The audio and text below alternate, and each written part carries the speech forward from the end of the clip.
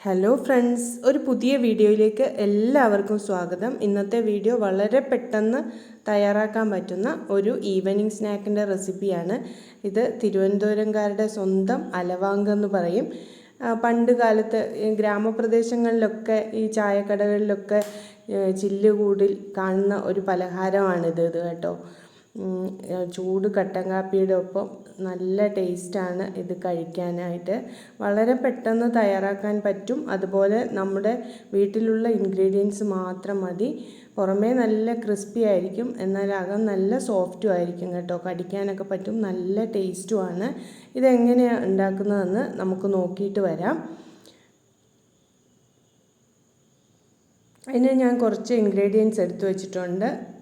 Onion, coconut, അതുപോലെ തന്നെ green chilli, ginger, പിന്നെ കറിവേപ്പില. തേങ്ങ ഇത് നമ്മൾ പൂളി എടുത്താലും മതി. ഞാനിപ്പോൾ ചിരകിയാണ് എടുത്തിരിക്കുന്നത്.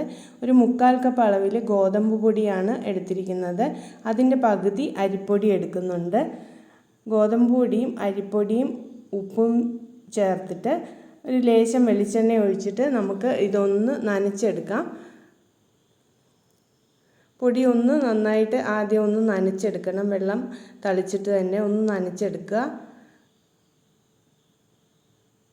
പൊടി നന്നായിട്ട് നനഞ്ഞു വരുന്ന സമയത്ത് ബാക്കിയുള്ള ഇൻഗ്രീഡിയൻസ് എല്ലാം കൂടെ ചേർത്തിട്ട് നന്നായിട്ടൊന്ന് കുഴച്ചെടുക്കണം. നമ്മൾ ചപ്പാത്തി മാവിൻ്റെ അളവിലല്ല, അതിനേക്കാളും കുറച്ചുകൂടെ അയവിലാണ് ഇത് കുഴച്ചെടുക്കേണ്ടത്.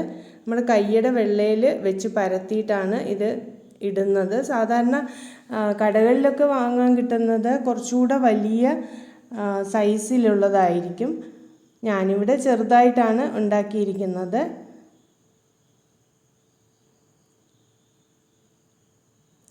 വെള്ളം കൂട്ടി നന്നായിട്ടൊന്ന് കുഴച്ചെടുക്കണം.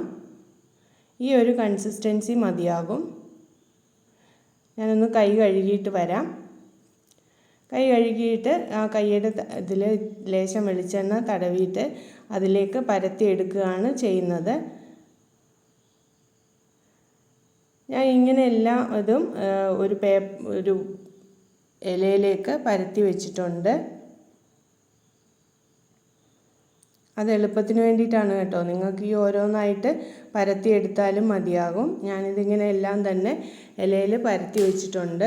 എന്നിട്ട് എണ്ണ നന്നായിട്ട് ചൂടാവുമ്പോൾ ഡീപ്പ് ഫ്രൈ ചെയ്തിട്ടാണ് എടുക്കുന്നത്. ഒരു മീഡിയം ടു ലോ ഫ്ലെയിമിൽ വെച്ചാൽ മതിയാകും.